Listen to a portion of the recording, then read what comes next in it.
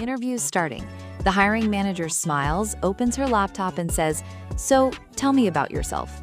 Go." Okay, well, I was born in... No, wait. I studied... Well, my first job was... And we've already lost her. The "I was born in" opener is interview kryptonite. Okay, I have to confess, I have actually started an interview answer with my childhood more than once. Right, and here's the thing. This question isn't an autobiography. It's a 90-second pitch. 3 parts. Today, we build it together.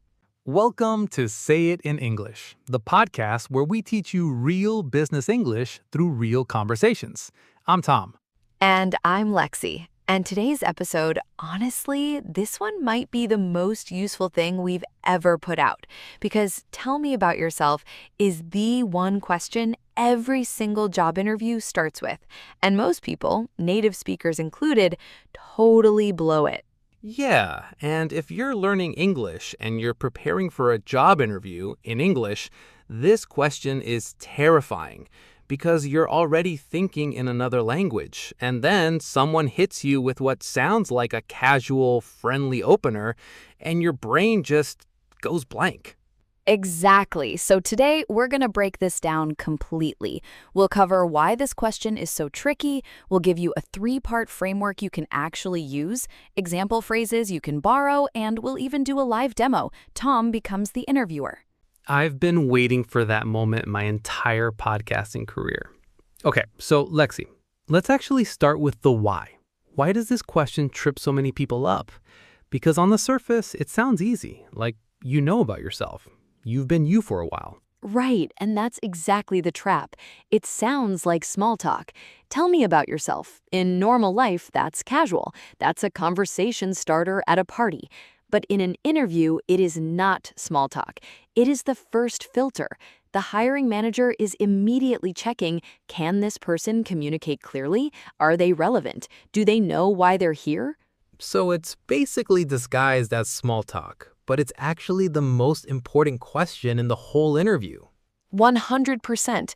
And for non-native speakers, there's an extra layer, because in many cultures and in many languages, when an older person or an authority figure asks you to introduce yourself, you do start from the beginning. You say where you're from, your family background, your full education. That's respectful. But in English-speaking professional culture, that reads as unfocused, and it wastes the interviewer's most valuable thing, their time. Okay, so back to my beautiful answer from the beginning. I was born in... My first job was... What's the actual problem with that, clinically speaking? Clinically speaking, you started in childhood. That's the kiss of death. There are 3 things that go wrong with the rambling answer. First, it has no structure. The listener can't follow you. Second, it puts irrelevant information first, things that don't help you get this job. Third, it goes on too long, and when it finally ends, there's no clear point. The interviewer is left thinking, okay, but why are you here? So it's not about being nervous or having bad English. It's about having no framework going in. Exactly, and that's what we're fixing today. The framework is called present, past, future. 3 parts, 90 seconds, 1 clean story. Listeners, write that one down. Present, past, future. You start with who you are right now, then one bridge to your past, then you close with where you're going and why this job is part of that. Let's take each one. Okay, part 1, present. This is the opening. What does this sound like? The present is your headline. It's the first thing out of your mouth, and it tells the interviewer exactly where you are right now. A couple of phrases that work really well, and Tom, I want you to repeat these because they matter. First one, right now I'm your role, at your company, where I focus on 1 or 2 core responsibilities. Say that back to me as a marketing manager. Right now, I'm a marketing manager at a mid-sized software company where I focus on content strategy and managing our social media campaigns. Currently, I lead the marketing team at a software company, and what I enjoy most is building campaigns that actually convert. See that phrase, what I enjoy most? That phrase is doing a lot of work. It shows self-awareness, it shows enthusiasm. Listeners, write that one down too. What I enjoy most is. Wait, so the present section, how long should that be? Like, is it one sentence, two? 2 sentences, maybe 3 if one is very short. The present is your hook. You want the interviewer leaning in, not already checking the clock. So current role, current company, 1 or 2 responsibilities, or one thing you genuinely enjoy. Done. Move on. Got it. And part 2 is past. And this is where I usually go into full documentary mode, like chapter 1, chapter 2, the early years. Yes, and that's exactly what we're stopping. Part 2, the past, is one bridge, not a timeline. You are not reading your resume out loud. You are picking the most relevant piece of your background and connecting it to where you are now. 2 phrases I love for this. First, before this, I spent 3 years at a logistics company where I built up my experience in data analysis. Notice, 1 previous role, 1 skill. That's it. And what about if you want to explain how you got into your field in the first place, like your motivation? Great question. And for that, the second phrase works perfectly. What got me into this field was working on a project where I realized how much I loved coordinating people and systems. See, that's a short story, not a full chapter, just 1 moment, 1 realization. Let me demo the full past section as a project coordinator. Before moving into project coordination, I spent 2 years in an administrative role where I started taking on more and more of the planning work. What got me into this field was realizing that I was the one people came to when something was going wrong, and I genuinely loved that. Okay, that was good. That felt real, and it wasn't long. That's the goal. Short, specific, and it ends with something human, a genuine motivation. The past section should feel like it explains how you became the person in the present section. 1 bridge, that's all. All right, part 3, future. And I'm guessing this is where most people just trail off? They absolutely trail off.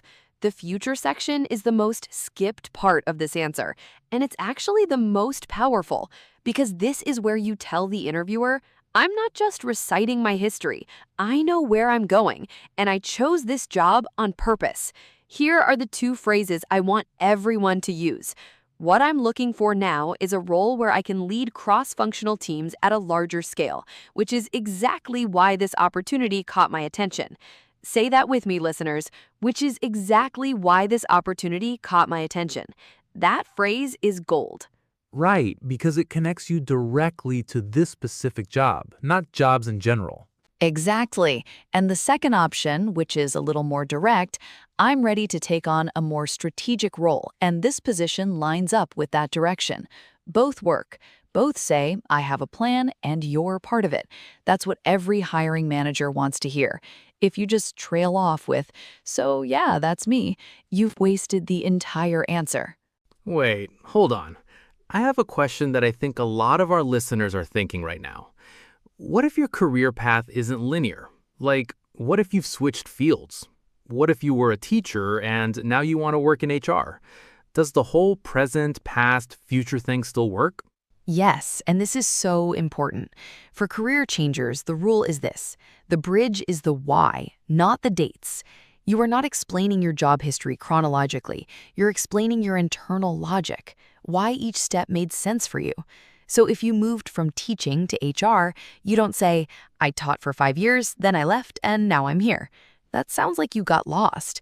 Instead, you say, I spent 5 years as a teacher, and what I found was that the part I loved most was developing people, coaching, mentoring, solving conflict in the classroom. That's what led me toward HR, where I could apply those skills in a professional setting. Oh, okay, that's a completely different story. In the first version, you sound lost. In the second version, you sound like you followed a thread. Exactly. The thread is always there. You just have to find it. Career changers often have really compelling tell me about yourself answers because they have a real story of transformation. You just need to frame it. Find the skill or the passion that connects both chapters and make that the bridge. Don't apologize for the change. Own the why. Okay, speaking of owning things, I believe it is time for the role swap. I have been looking forward to this. Lexi, you are now the candidate. I am the hiring manager, and I am ready to be very serious and slightly intimidating. I'm ready. Do your worst. All right, welcome. Thanks for coming in today. So, tell me about yourself. Of course, happy to. Right now, I'm a project coordinator at a mid-sized consulting firm where I focus on keeping cross-functional projects on track, managing timelines, aligning stakeholders, and making sure we actually hit our delivery milestones. What I enjoy most is the moment when a complicated project starts to click, when the team is working well and the pieces come together. Before this, I spent about 3 years in an administrative role at a logistics company, and that's really where I built the foundation. I started taking on more and more planning responsibilities, covering for the project lead when she was out, and I realized I had a natural instinct for structure. What got me into coordination specifically was a 6-month process improvement project I ended up running almost entirely on my own. It came in on time and under budget, and after that, I knew this was the direction I wanted to go. What I'm looking for now is a role where I can take on larger, more complex projects, ideally in a faster-moving environment, which is exactly why this opportunity caught my attention. The scale of projects your team runs and the cross-industry exposure, that's the next challenge I'm ready for. Okay, I have to step out of character for a second because that was genuinely impressive. I was timing that, and it was right around 90 seconds. How did you do that without rushing? Practice, honestly, but also the structure keeps you on time. When you know you have 3 sections, you can feel when one section is getting too long and you pull back. Let's actually break it down for our listeners because I want them to hear each part clearly. The first part, right now I'm a project coordinator, what I enjoy most is that was the present. That was 2 short paragraphs, maybe 20 seconds. Right, and then you transitioned. Before this, I spent 3 years. That was the past section. And I noticed you used what got me into coordination was exactly the phrase you taught earlier. Exactly, and that's intentional. When you're preparing, you don't memorize a full script, you memorize your anchor phrases. Right now, before this, I spent, what I'm looking for now is, those are your landmarks. Once you know your landmarks, the rest flows naturally because you know your own story. The phrases just give you a confident way into each section. And the final section. What I'm looking for now is a role where I can, that was the future. And that ending, which is exactly why this opportunity caught my attention, honestly, as the fake interviewer, I was nodding because it felt like you actually wanted to be there. That's the whole point. You want the interviewer to feel chosen, not like you're applying to every job in the city and this one just happened to call back first. When you end your answer by directly referencing the role or the company, it lands so much better than just trailing off. It also does something really clever. It opens the door for the interviewer to respond because you've just talked about their company. It's a natural handoff. Who you are right now, your current job, your company, 1 or 2 things you actually do or love about it. Past, 1 bridge back, not a full history, 1 previous role or 1 moment that explains how you got here. And future, where you're headed and why this job specifically fits that direction. 3 parts, that's the whole thing. That's the whole thing. And the central rule, 90 seconds, 3 parts, 1 clean handoff to the next question. That's it. If you can remember present, past, future, and you know your anchor phrases, you will never blank on this question again. Not in English, not in any language, because the structure gives your brain something to hold on to when nerves are trying to take over. And honestly, for our listeners who are doing this in English as a second or third language, if you have the framework, you can prepare specific sentences in advance. You're not winging it. You're walking in with a plan. Completely. And confidence in an interview isn't about perfect grammar. It's about clarity and direction. When you answer with structure, you sound confident, even if your English isn't perfect. The hiring manager hears, this person knows what they're saying. That matters enormously. All right, on that note, we have officially built the answer to Tell Me About Yourself from the ground up. Lexi, any final words before we go? Just this. Go practice it out loud. Not in your head, out loud. Time yourself. 90 seconds, 3 parts, and you're ready. We want to hear from you. Have you ever completely bombed a tell me about yourself moment? Or which part of the framework, present, past, or future, are you going to focus on first? Drop it in the comments. We actually read them. And if this episode helped you, subscribe and hit the bell. New episodes every week, built for real English learners with real goals. Every sentence you practice in English is one step closer to the job you want. Keep going. Thanks for listening, everyone. See you next episode. Take care. Bye.